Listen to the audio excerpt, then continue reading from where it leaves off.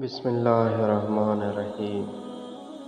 علامہ ابن جوزی رحمۃ اللہ فرماتے ہیں، جو بھی کسی معصیت کے قریب ہو اس سے سلامتی دور ہوئی، اور جو قریب جا کر صبر کا دعویٰ کرے اس کی حفاظت اس کے حوالے کر دی جاتی ہے۔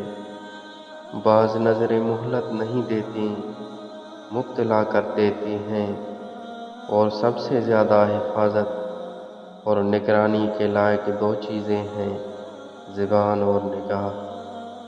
خبردار، کسی معصیت کے قریب رہ کر اس سے بچنے کے پختہ عزم سے دھوکہ نہ کھانا، کیونکہ خواہش نفس بڑی چال باز ہے۔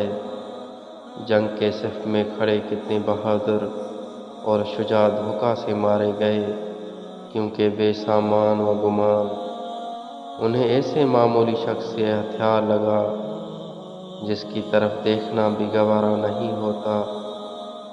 یاد کرو حضرت حمزہ رضی اللہ تعالیٰ عنہ کے ساتھ وحشی رضی اللہ تعالیٰ عنہ کا واقعہ۔